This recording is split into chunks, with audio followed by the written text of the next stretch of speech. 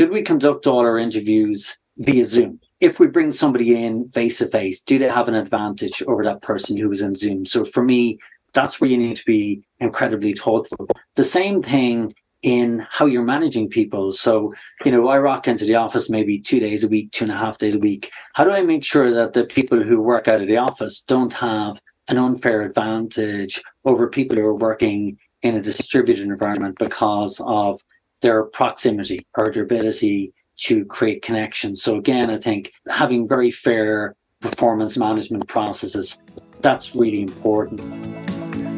Welcome to the Payroll Podcast with your host, Nick Day. Find out what it takes to truly discover what it takes to elevate your career within payroll as we meet with the industry leaders who are shaping the industry for tomorrow. Hello and welcome back to the HR L&D Podcast. My name is Nick Day, CEO at JGA Recruitment Group, and we are specialist HR recruiters. Now, of course, if you are listening to this, please do remember to share it with all of your HR colleagues. Remember to review it, and let's really raise the profile of HR together. And today I'm really excited because I'm joined by Colm O'Cuinneain, General Manager of EMEA for Greenhouse Software, who work with top tech companies, including HubSpot, Docusign, Wayfair, and more, to make hiring better by reducing bias and essentially just streamlining the recruitment process. Now, a recent economic sentiment survey of over 1,000 UK employees found that despite a recession being inevitable, 56% did not anticipate that this would impact on their wages. In fact, it discovered that many are actually hoping to see further increases next year. Well, Colm believes that companies should use any downturn in the job market as the time to meaningfully invest in hiring strategies so they're ready and prepared for when they need to ramp up again. If they don't, companies risk losing out on top talent later, and it's then that it often really matters. I know this as a recruiter. When the market went crazy with the Great Resignation or the Great Awakening, many companies were not ready. Well, Colm is also passionate about building high-growth businesses and leading teams to great results, and he says that his purpose is to make a positive contribution to the transformation and career development of the individuals that he works with. So let's find out more about Colm's background, but more importantly, we're going to find out a lot today about people-first companies and how that links to talent sourcing in this new world of work. Something that, as an owner of a recruitment business myself, I'm also incredibly passionate about. So without further ado, Colm, welcome to the HR L&D Podcast. How are you feeling today? I'm feeling good, Nick. Thank you so much for such a lovely introduction. Lovely to be here with you. Super excited to talk about something that I'm really passionate about. Before we jump into that, my first question for all my guests is this: what do the words human resources mean to you? I think that the world of human resources is changing rapidly away from the 20th century view of human resources as a compliance function. Colm, you haven't done your training. HR is looking for you to focusing more on the human side of HR, so the people side of HR. And I think that's massively been accelerated by the pandemic. So the pandemic has changed how companies view and value employees, where they work, and so on. And companies are rethinking their relationship with their employees, putting them at the center of everything they do. And ultimately, that's resulting in the emergence of a human-focused company. And, what we call in Greenhouse, we call them people-first companies. So focusing on people, prioritizing the needs of employees so that their organization can foster a more productive and a more engaged workforce. And ultimately, that leads to better business outcomes by essentially becoming people-first companies. Love that. I'm going to find out a lot more about what that means during the context of today's show. But I think we've seen the world of personnel moving to HR. We're now seeing a lot more titles becoming Chief People Officer, for example, and people coming into those titles. We'll explore that in a moment. Before we do, though, just to really ground it, and I'll give you a little bit of an introduction to your background, Colm. You've worked for some real tech giants in your career history to date, the likes of Oracle and LinkedIn. So I wonder if you could just bring the listeners up to speed with your background and what leads you to being General Manager of Greenhouse and on this show today. Yeah, I suppose ultimately my background is building and scaling teams. So, as you mentioned at the start, what I get most out of working with people is seeing what individuals that I've worked with have gone on to achieve. So I started off in leadership in Oracle. I suppose my key skill set is focusing on the EMEA market and building sales teams predominantly outside of the US. So every country in Western Europe. Then I went to LinkedIn, and again, the focus there was building accelerating sales teams. I suppose what's unique about the role in Greenhouse is then I pivoted into the general manager position, where there is that focus on revenue growth and growing Greenhouse over the long term. But then there are also other aspects of the role. So, for example, building our service capability to make sure that we service customers in this region in the same way, at the same levels as we service customers in our home market in the US. And then the last aspect of the role is zoning in on product market fit. So really making sure that our product is, tailored for the unique needs of every market, whether that be the UK or the German market and so on. Perfect. Well, let's jump into the concepts of today's show then. We're really talking about why talent matters now and why we get our recruiting strategies right, and also what people first companies mean. I mean, your website hits you quickly. It's the future belongs to people first companies, it says on Greenhouse's site. And there will be a link in the show notes directly to that for those who want to find out more later on. But what does that really mean? The future belongs to people first companies. Well, I suppose it's probably worth stepping back and giving a little bit of context to why we say that.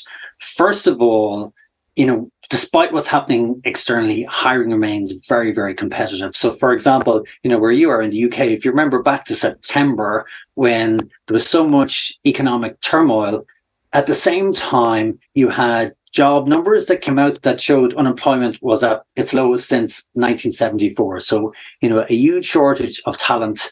Then if you look at the economy and, the economic makeup of a lot of modern economies, there's a shift from manufacturing to more a services economy. So ultimately, that's a human capital focused economy. And then, as I touched on earlier, the pandemic, that disrupted work massively. People exited the workforce, and companies started to understand the importance of talent. So where they work, how they work, who they work for becomes really important from a talent perspective, but also what type of company that they work for, and the values alignment that company has with their identity.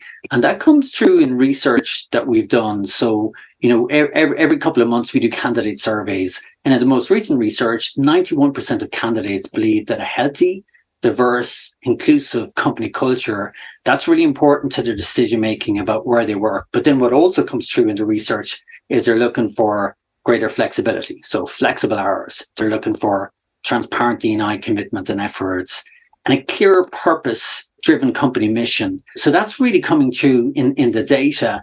And I suppose what we see is that companies who prioritize those candidates' needs and adopt people-first practices, they're going to win the war for talent. So ultimately, they view their people as a highly strategic asset. They view the HR function as a highly strategic function and not a HR function. And ultimately, they do this to create a critical advantage for themselves. So what does that look like? Well, it means that companies who are people first, they act with intentionality about purpose, about values, about culture, including D&I. And Nick, I suppose that may be table stakes for you, but I met somebody for coffee yesterday. They're working in France and they're working on a startup that's raised 30 million. And he's going like, I've met the CEO and I'm trying to do some consultancy with him. And, he has no company mission. He has no company values, so what might be table stakes maybe really isn't table stakes. Then they care about fair and equitable hiring as part of their competitive business strategy. What that allows them to do is, first of all, give everybody who engages with the company a fair shot at getting a job. And if you get a fair shot at a job, like that can be life-changing for you and for the economic circumstances for your family. But as a company, by being people first and taking that approach, that allows you to tap into more diverse talent pools as well. So it gives you a competitive advantage versus your competitors. They also focus on collaboration and employee experience. And that's become particularly important in a world where, we could be working from, I'm in my kid's bedroom right now, so if you think about how easy it is for me to shut my PC working for one company and open my PC working for another company. So it's really important that companies really build that connection to employee experience. And I suppose the last thing we see people first company do is leverage technology to drive human-centric employee engagement. So for me, there are the key elements to being a people first company. There's a lot to pull out of that. I couldn't agree more with pretty much everything you've said, right? It's the world we're living in now, moving away from command and control into a world of coaching cultures and psychological safety, right? I guess the question I'd like to ask, pre-pandemic, a lot of businesses were compliance first. Post-pandemic, we seem to be companies wanting to get to more of a people-first mentality. We all know that the global pandemic drastically altered the way people work, the way that people live their lives in a very, very short space of time. And it's kind of rapidly advanced technology in the way that we approach work now. Do you think we'd be having this conversation, though, if the pandemic hadn't come when it did? Do you think we're already on that pathway, but that pathway to be where we are now would have taken 10 years? Have we fast-tracked that? Or were we already on this kind of step change? I think we were on the journey, but at a slower pace. So, for example, if you think about people first, guess what? When I was in Oracle, for example, I worked for a fabulous leader who made sure that everybody in the organization had a development plan, that every quarter, that every individual contributor with their manager, they updated that development plan and was built into career ladders and so forth. So I think in every organization, there were pockets of brilliance where somebody could get that, tap into that incremental 10 or 20% of extra energy and productivity by taking that people first approach. But I think it's a bit like hiring as well. So, guess what? In previous companies, I also adopted a structured hiring process, but it might have been more like individual managers doing something in a very good way, as opposed to doing it at scale. And I think the pandemic accelerated the requirements to do stuff at scale. So, for example, companies have to move their hiring to digital. Guess what? Then you do need to step back and be very structured in how you hire somebody to make fair decisions, to make good decisions. Similarly, from an onboarding perspective, one of my kids, I remember when I was in a previous company, said, okay, you've hired this person, what should you do? And my kid said, put him beside the smartest person in your team. That doesn't sort of work in this environment. It's how do you create a very structured onboarding process so that a candidate or an employee can go, okay, my company has their stuff together, and it's doing that at scale. And for me, that's what's changed from a pandemic perspective. We've had to take individual best practices and do them at scale, as well as knowing that lots of people have exited the marketplace. So, for example, I was in Washington last week. The person that I was sitting beside retired at 57. He was going, actually, I just decided I'd had enough, and the pandemic made that happen. Hence, when I go back to earlier data points like what happened in the UK in September, despite, what was going on economically, there was still a massive shortage for talent. So I think all of those things combined sort of accelerated a trend or a journey that we were on already. Sure. No, that makes sense. I think something that I'm going to play a bit of devil's advocate with these. We've got some stats I'd like to ask you about in just a moment.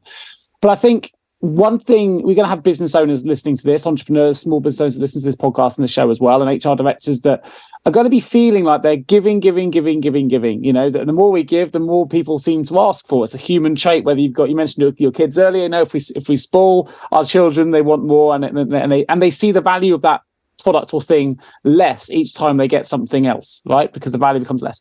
So if we suddenly went from 9 to 5:30 command and control to suddenly giving someone the ability to come into work one day a week at 10 a.m., that'd be seen as a huge thing. We've gone the whole way now. There's full flexibility, people working from home. And what we're seeing in the world of recruitment is, and rightly so, employees are going to consistently say, now we want to look at a 4-day working week, or now we want this benefit or a little bit extra salary here. And at what point, what's the breaking point for the business owner listening to that who feel like, okay, I can do all these things. I want to get the top talent into my firm, but I also want to make sure I can afford it and I can offer the things and it doesn't break the back at the same time. Is there a breaking point? How far can we go with this? So I think there are certain essentials. So, for example, we have a customer support line. That support line has to be staffed for certain hours. Otherwise, we can't function as a business. So I think there are certain prerequisites that every organization has. But I'd always bring it back to, like, a lot of this is scaling best practices. So, for example, at one stage in my career, a mother had just come back from maternity leave. And when her kid was sick, my view was, okay, if you need to work from home, that's fine. What I found by just behaving in a way that I would expect, my partner or my wife to be treated, that all of a sudden I got huge incremental loyalty, but also, people genuinely are goal orientated. So the work mightn't have been done by 5 o'clock, but it was done at a different time. And ultimately you're able to tap into that productivity. And I think that's what's changed is it's not 9 to 5 anymore. People might work, 9 to 12:30. They might go to the gym for an hour. They're back. They work on later. But, if you've the systems in place to measure and to manage people in a fair way, I think it improves the deal for everybody. You get better, more energized workers who can plan their lives around their work. And ultimately, that creates the atmosphere, the environment where they're going to stay with you for a much longer period of time. Yeah, no, for sure. So tell me a little bit about Greenhouse's People First vision. You've told us about what People First means. How are you implementing that at Greenhouse? Yeah, in terms of Greenhouse, there's lots of different things that we've done. First of all, we've very strong D&I commitments. So we've got diversity goals that no one group would be greater than 60% from a company perspective. So that's sort of one thing. We've backed that up with, creating employee resource groups and employee resource group representation. But not just that, we've also rewarded people who are involved in employee resource groups because that takes time and it takes energy. So we've done that right down to giving people who are involved in ERGs, we've given them extra equity and so forth to sort of give a recognition that this is really important work for the organization. We've also doubled down on our employee value proposition so we can clearly articulate, the unique opportunity that comes with Greenhouse. We are a hybrid company. We're a distributed company. That has had a huge impact on our ability to tap into building more diverse teams, tap into hiring people from underrepresented groups. That has brought in greater diversity of thought into our organization. So we've had huge wins there. We've also invested significantly, particularly during the pandemic, in building out career ladders across each function so that people can see, okay, promotions, have clear criteria and I can be promoted in a fair, equitable way. And I suppose the last piece, and we've done a ton, I could keep talking, but we've also put strong structures in place to listen to our employees. So we've used some structures that we always had. We've done employment engagement surveys, we've done inclusion surveys, we do that consistently. We feed the results of those surveys back to our staff, both the positives and the development areas, and then build plans to sort of zone in on our development areas. But then we've brought that down another level. So we do skip levels, we do radical candor sessions with teams, we do company ask me anything sessions where literally every question that's floated gets answered either on the call or subsequently in Slack. So a massive focus. And I suppose the last thing, particularly in the hybrid world, is around building connection. How do you get employees together to collaborate in a hybrid distributed environment? We leverage WeWork, so we allow employees to get together in teams as suits them, but then we also do more formal get-together events. We've branded them Gather At events. So last week I was in Washington. All our execs went to an event in Washington, which was a meet with our meet up with our employees based in that region. The week before, we had a similar event in Dublin. A couple of weeks before that, I was at a similar event in Denver. So the goal really is to try and find reasons and occasions to create greater connectivity with employees and ultimately build transparency and build trust. Yeah, I love that. It sounds like you're doing a lot of jet setting at the moment in Colm, so it must have... Actually, the last thing that we have done, which I think is really cool, now we are copying what a couple of other companies have done, like Airbnb, which we've created a global passport program, which allows companies, where they're allowed and where we have the business flexibility to work for up to 60 days from another jurisdiction. And again, the idea is that doesn't suit every employee, but it gives a certain demographic greater flexibility. It's a significant employee value proposition point that ultimately, the goal is to lock in skilled, productive employees for longer because they have that loyalty with the organization.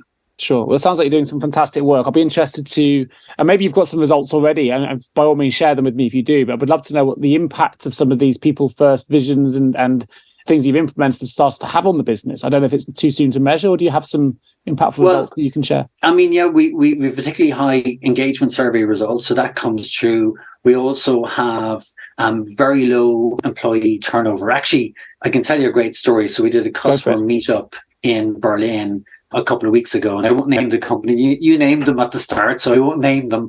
But what they said to me, Colm, was like, what's the secret sauce here? Because we've worked with, in the organization that he was working for, he'd worked with Greenhouse for 3.5 years. And prior to that, he'd worked with Greenhouse for another 2.5 years. So 6 years overall across 2 companies. And his feedback was, over that time, I've had 4 or 5 different customer success managers. And for me, 2 things jumped out, or for him, 2 things jumped out. One of them was the quality of customer success managers that we had versus maybe competitors or other suppliers that he had. But the second thing, and to me, the most notable one, was all of those CSMs were still working for Greenhouse. And what he said to me is, look, Colm, that's not normal. What's the secret sauce here? And for me, the secret sauce is that people first orientation, where you build that long-term relationship with employees that ultimately then has a massive, commercial results, because our customers are seeing it. They regard it as something that's unique that we have versus other tech suppliers that they use. Yeah, fantastic. And you know what? I don't mind. I'm going to say it here as well, because I think I'd like to think JJ Recruitment follows a similar approach. We've just, the last couple of months, been given the Great Place to Work certification, which is exciting. And we scored top 95%. And the average tenure of a recruitment force here is 8 years per consultant, which in the world of recruitment, you'll know, agency side is pretty rare. So everything you've said, I'm absolutely bought into. But I would like to take it a level further then, because as a tech platform working in the world of talent as you are, and actually I'm very familiar with Greenhouse. We have a number of our clients that use the software that we then partner with and support as well. So I'm very familiar with it. I wonder if you can give me some of your thoughts on some stats that I've pulled together here in terms of just, I guess, anchoring this for the listeners in terms of what the workforce are feeling at the moment. Because there has been some research, and I know that, Colm, you've seen this research yourself, but some of the stats, some of the headline stats, and I'll share this in the show notes for those interested, is 75% of employees believe that employers should offer hybrid working because of the current cost of living crisis. Over 60% of UK respondents received a pay increase this year, with over 35% of those receiving more than a 5% wage increase. I mentioned 4. Third one is a generational divide, where 53% of 25 to 34-year-olds said they would consider leaving a job if they cut their work benefits. But only 24% of 55s would consider leaving. I thought that was really interesting. And the last one I picked out was 47% of employees did expect to see their salary increase this year, with Londoners most confident they'll see an increase at 50%. I think that's really interesting with the cost of living crisis we're going through, with the political turmoil we've experienced, the talks of double recession and everything else. What's your experience? How do those stats land for you? And what should employers be noticing from these? Yeah, I mean, we also carry out similar research, and flexibility certainly comes through. Like the majority, I think it was in a survey we did earlier in the year, 67% of candidates wanted flexibility. That was their number one determining factor in where to work.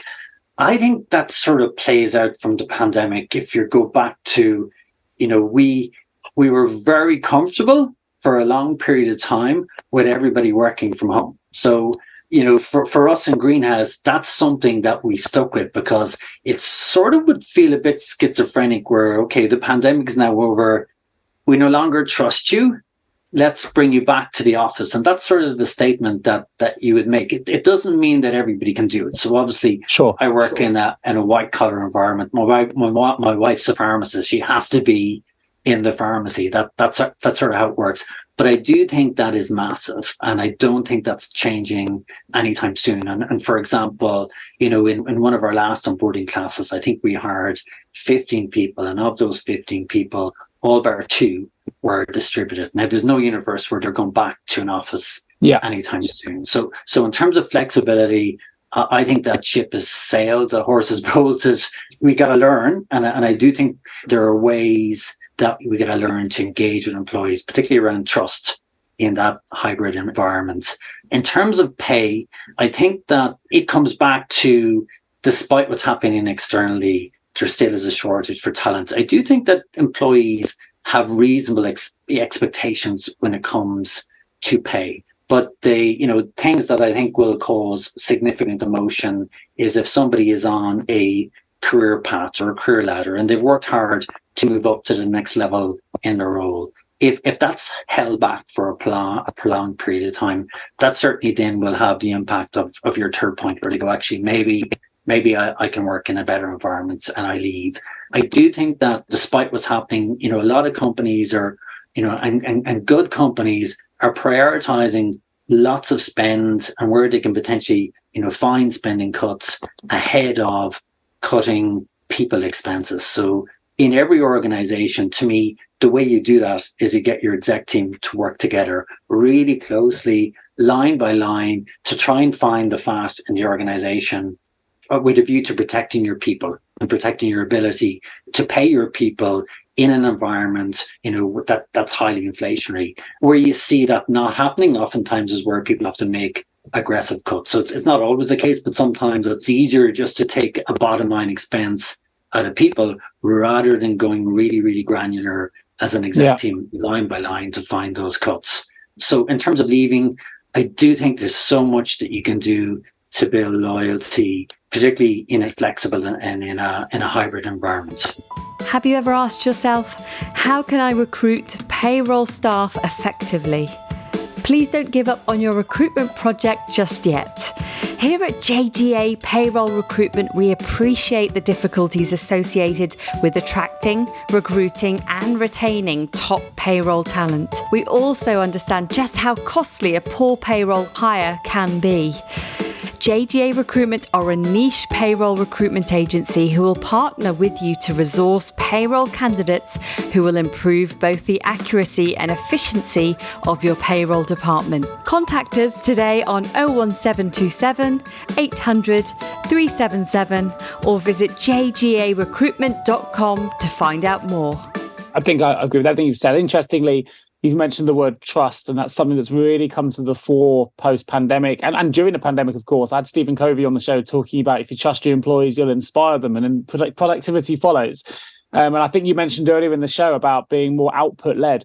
If I want to go to the gym for an hour, it shouldn't matter providing the outputs are there and we're agreeing to, I'm trusting my employees that they'll deliver those outputs. Now, that's been a big cultural shift, I think, for a lot of employers. I think that's really, really interesting. I think something that sprung to mind for me, I don't want to do myself out of a job as a recruitment owner here, but it's really interesting watching companies and employers react to losing a member of staff.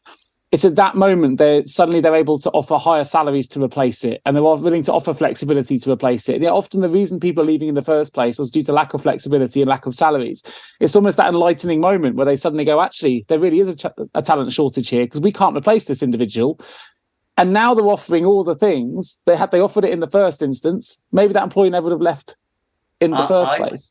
I think that's the worst thing that an organization can do, or it's just where they have, two people and they're doing the same job and they're at vastly different salary levels. Because again, when I started working, certainly you didn't share your salary details with your colleagues. That's much more likely to happen right now. So pay transparency is coming through as a trend that's very, very significant. I do think if you go back to the people first idea, companies that proactively deal with this, that, run merit cycles every year, that benchmark their salaries versus the external market, they're much more likely to succeed over the long term and to keep their people. So for me, that, again, if you go back to people first companies, that's sort of a prerequisite.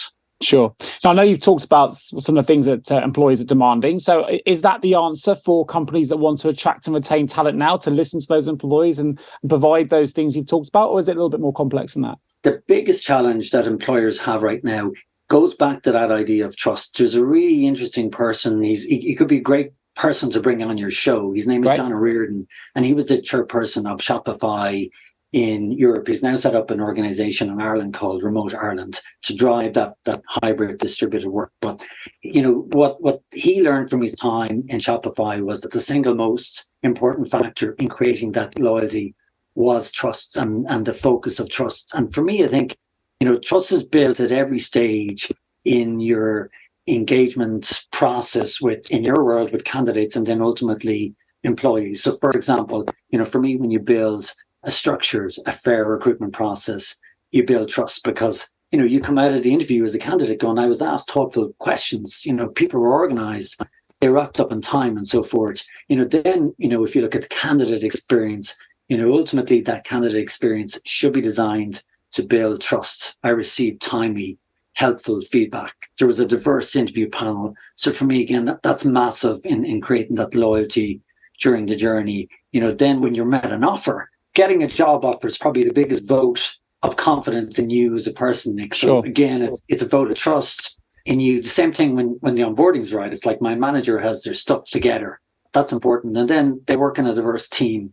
That builds trust. But I suppose the hardest piece is then how do you do it, in a more distributed environment? And I do think that's a fundamental question that we're all trying to adapt, because it took us 100 years or 200 years to adapt to working in an office. All of a sudden I gotta go, okay, how do I create that engagement with Nick, who is at home with his guitars behind him, and create that loyalty? So I do think there's a lot of focus on that, and if any of the listeners have good ideas, I'd love if they could share them with me, because to me, this is the thing that I'm focusing on most in my role as a leader right now, is that creation of trust in a distributed environment. Super. And of course, do write into either myself, or I will put Colm's LinkedIn profile in the show notes as well. So if you want to reach out to Colm directly, you can do so. Or you can catch me at nick@jjrecruitment.com, and I'll forward those questions on. Something then it springs to mind in relation to what you just mentioned. I know that you don't have all the answers, and well done for sort of being open to that. We're still trying to discover some answers to these things, but presumably with the onboarding process being as important as it is,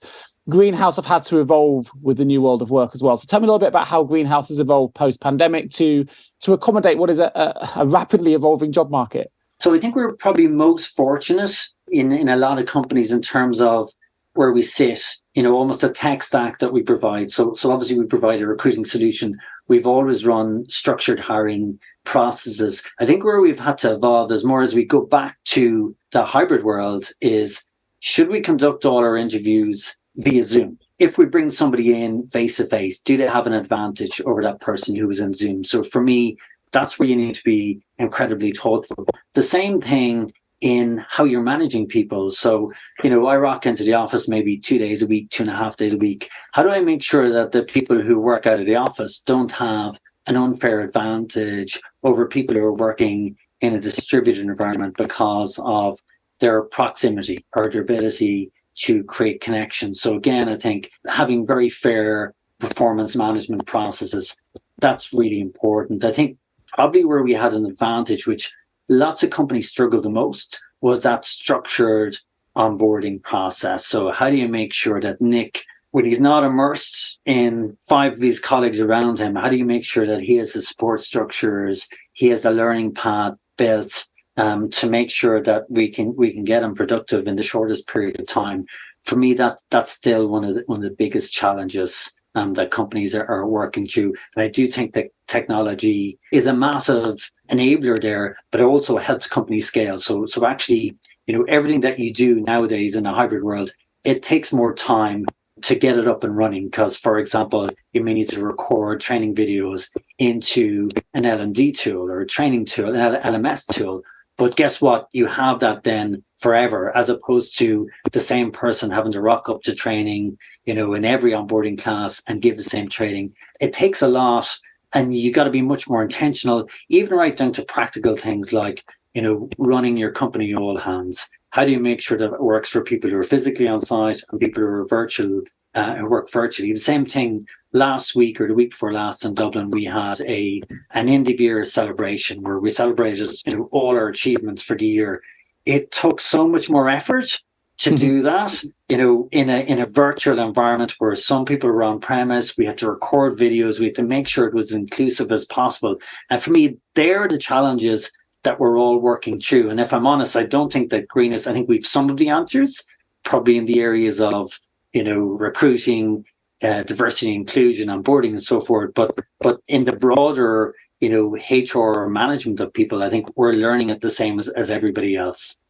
I love that. And also, let's be honest, the way that you are even articulating these responses are very much from a coaching mindset, because you're clearly very, very aware.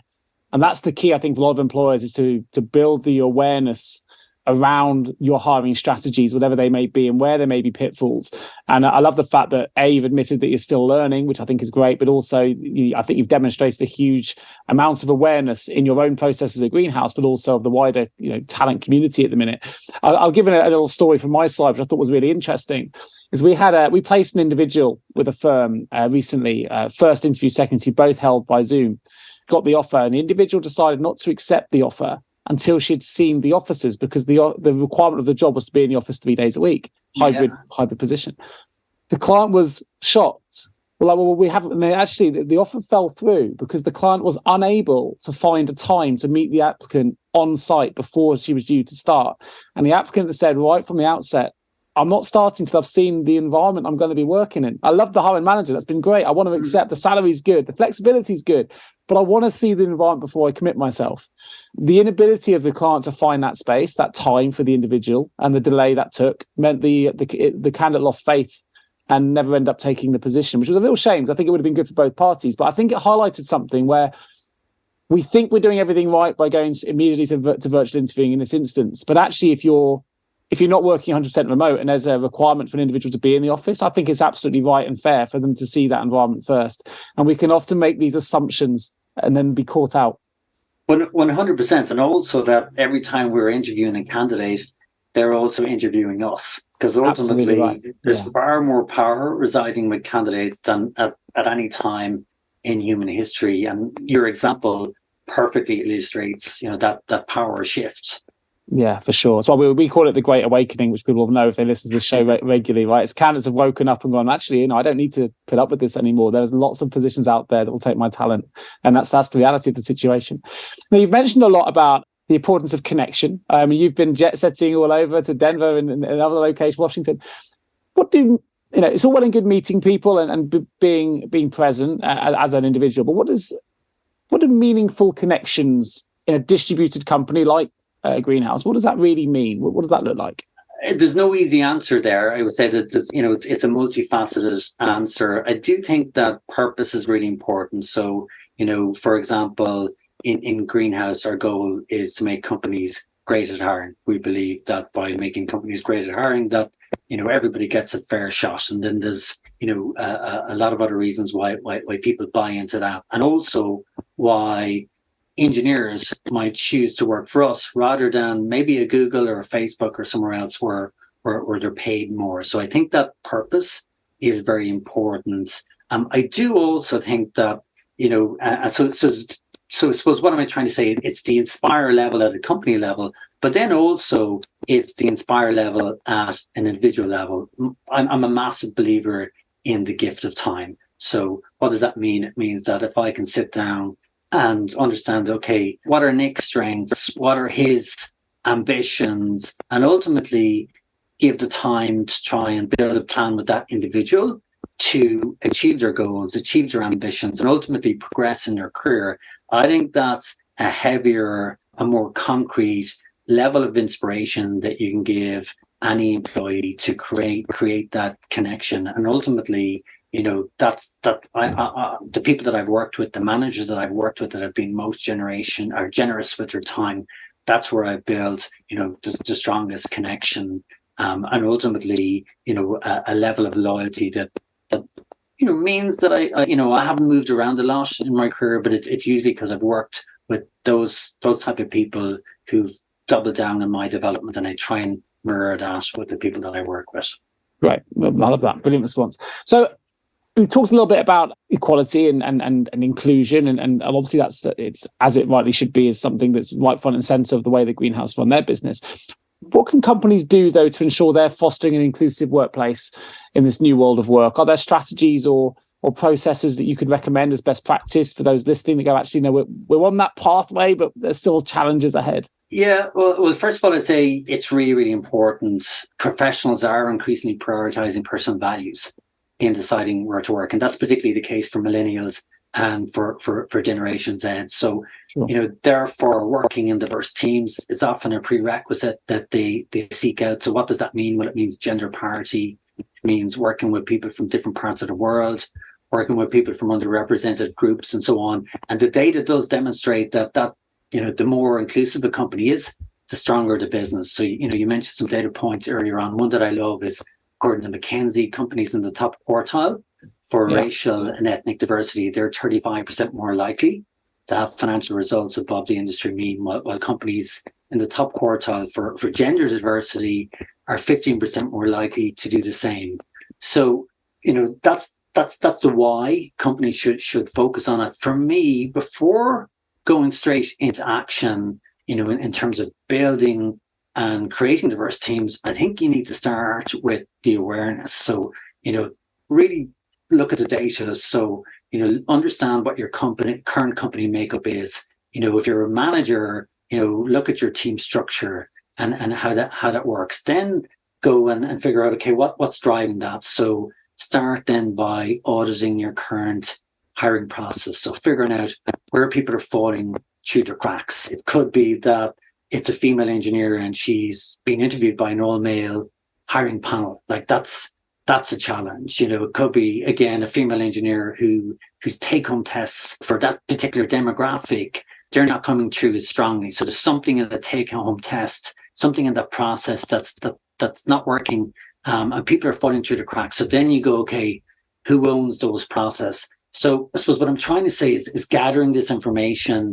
That's the first step. And then you're going to start to see patterns. So you can work with people to get them on board, with the necessary changes. Because let me give you another example that comes through a lot. You often hear, and I'm sure you get it in your role, Nick, there's not enough female engineering candidates. And, that's why we've so few female engineers in the team. When we look at the data and we look at the aggregate data across, almost every company that we deal with, there's far more candidates that come in top of funnel than people who are given jobs. So ultimately, there are things happening in that process that results in bias. So for me, I suppose that's the first thing, is do your diagnostic and then align on goals. So once you align on goals, what you're trying to achieve, you can start to make changes. So that could mean sourcing from different places. It could mean changing your screening tactics. It could be, make sure your interview processes are standardized. But for me, I suppose, what I'd always say is you won't know what problems you're fixing if you jump straight into action. Measure first, then iterate and improve the process. And then more as a human level, broaden your perspective, broaden your network, sit with people who are impacted by, inclusion challenges and understand more the problems that you're trying to solve for. Yeah, I mean, you've hit the nail on the head there across the board, really, from where, in my wheelhouse of recruitment. I couldn't agree more on a lot of those things. I think something that you picked out on, and I'm going to ask the question because you have a background working for LinkedIn. I'm going to mention the company name because it's a company that most of my listeners will be familiar with. You mentioned that it's important for inclusive purposes that we recruit from different places. And I think we've got to a point where a lot of firms feel like if they've got access to LinkedIn, that's the panacea, that it's done. That's giving me access to everybody. And I would like to reiterate to everyone that, yes, it's a great platform. I use it regularly in my business. You work for them. But actually, if we do want to be truly inclusive and we do want to get people from different socioeconomic backgrounds, because not everyone can afford computers, for example, or will have access to online access, things like that, there'll also be a certain shared characteristic of individuals that even use LinkedIn, right, or social platforms. There'll be many more introverted people or just don't want to be on social media or don't, that aren't on there for those reasons, that are automatically omitted then from potential hiring processes if you're only limiting yourself to one platform. Now, I'm not going to advertise where else you can go, but what I'd like to just emphasize here, and I'd love to get your take as someone who's worked there, is it's an amazing resource. But from my perspective, in the world of recruitment, it's limiting from an inclusive point of view to only rely on any single platform. I 100% agree. And the reason I agree is that ultimately it goes back to the measuring and understanding the data and the importance of data. So if you go and you look at your data, it'll identify what platforms the best candidates are coming for. It may or may not be LinkedIn. It could be Indeed. It could be somewhere else.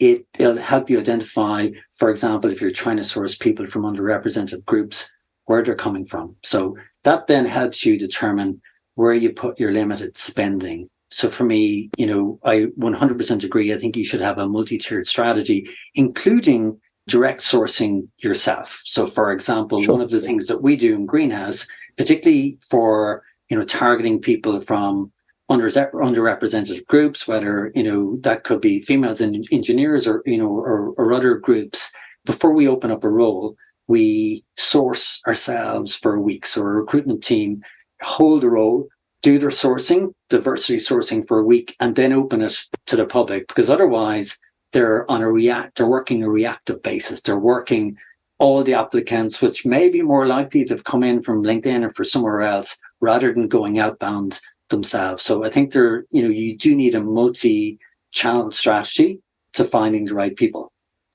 Last question before we open the vault is this. I would like to give you the opportunity to tell us a little bit about what Greenhouse do. It's a platform I'm familiar with as a recruiter because we have clients that already use it, but there may be HR professionals listening to this that aren't familiar with what the platform does and what it represents. So I wonder if you can just give us a bit of insight into Greenhouse. Yeah, Greenhouse are a hiring software platform.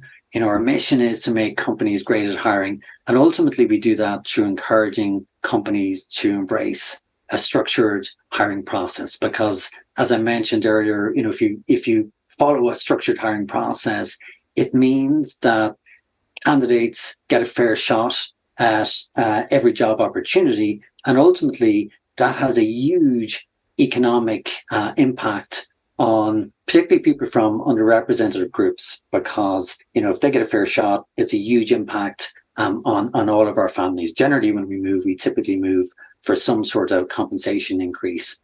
So that's typically what Greenhouse do. Certainly a massive focus for us as an organization. If you think a fair hiring process is encouraging organizations to double down and focus on their D&I practices. So in the product, we've a lot of D&I nudges built into the product, just to make sure that we're mitigating, and hiring managers are mitigating, the potential for unconscious bias.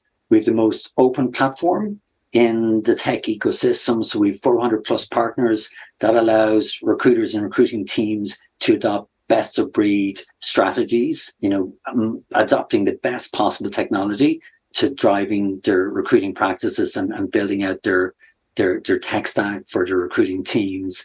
We've a very vast reporting capability, ultimately trying to encourage or organize encourage our customers to iterate and improve the hiring process at every step. And obviously the examples, like when I gave the D&I examples earlier, ultimately that's what you're trying to do, is figure out, okay, where's the process breaking down and how do we continually improve how the recruitment function operates.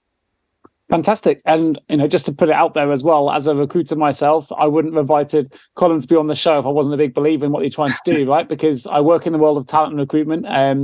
And I think hopefully there's a lot for people to learn and a lot of awareness created today. And hopefully people can see the value in talking to, general manager of what is a brilliant tech platform for the world of talent and recruitment. So thanks for joining me and talking me through that in more detail. I'm going to just open the HR L&D vault for you, Colm. 3 short, sharp questions. Opening the L&D vault. First one is this. If you can give one piece of advice to the world, what would it be? Never underestimate the potential of any particular human being. So many people that I've worked with have limiting beliefs on somebody's growth potential. My one advice is really double down and try and figure out, okay, what makes that person work and makes that person operate. You'd be surprised what every individual can go on and achieve. That's powerful. I'll leave that just there. Perfect. If you had the opportunity, what advice would you give to a younger you just starting out in this new world of work? I would encourage them to get out of their comfort zone more. So, for example, conversations like I'm having with you today, Nick, that's something that I've had to grow into. Whereas one of my kids, they would do this all day and all night. But I think that's where the growth is found, when you get out of your comfort zone. Yeah, perfect. And last but not least, what is the guiding principle or behavior you've seen in every great leader that you've worked with? That's a good question. I ultimately think that comes down to their ability to create connection and build trust. So, I worked with one leader. His name is Dave Aldridge. He worked with me in Oracle. And to this day, I would go to war for him. But a lot of it was because he took the time to ring me and go, hey, Colm, how's it going? Like, what's happening today? What's happening in your business? Understanding the business. And I do believe it's that if somebody can give you the gift of time, a gift of their insight, that bond and that level of connection brings you to places that you will never go with lots of other leaders. Yeah, nice. I mean, you mentioned the ability to create time earlier on in the show, and you also just mentioned there as well that if you create time and give people communication in your previous point, it can really reduce the number of limiting beliefs that we have. So I think that ties in beautifully. So listen, Colm, thank you ever so much for joining me. You're very, very welcome. It's been an absolute pleasure being on the show, Nick. And of course, for those that want to find out more about Greenhouse, there will be links in the show notes, not just to the website, which is pretty expansive on its own with the things that they offer you on the site, but also there's a couple of blogs I'm going to draw your attention to. One is all about people first companies, for those that want to find out more. And the second one is all about where the future belongs in relation to people. So do check those out, give them a read, check out more about Greenhouse if you wish to do so. And also I'll put a link to Colm's LinkedIn profile as well. If you do have those questions or those insights even that you can support Colm with the challenges you're facing with, by all means, reach out directly. Of course, if you are also an HR L&D leader listening to the show and you need some support with a specialist vacancy and you do want to work with an external agency like ourselves, this is our wheelhouse. This is what we do. I've been doing it for 20 plus years and I've got a wonderful team behind me that can support you with whatever your requirement might be. So please do get in touch. My link will also be in the show notes. You can email me at nick@jjrecruitment.com or get any of my team on jgarecruitment.com URL as well. So just leave say a huge thank you to Colm O'Cuinneain for joining me today on the HR L&D podcast. I look forward to bringing the next show real soon. Thank you, Colm. Thank you. Thank you so much for tuning into the HR L&D podcast with your host, Nick Day, CEO of JGA Recruitment Specialist HR Recruiters. If you need any help with a current HR or L&D vacancy, then please get in touch with Nick and his team. All contact details can be found in the episode notes. In the meantime, to make sure you never miss a future episode, please subscribe to the show through any of your favourite podcast channels. Till next time.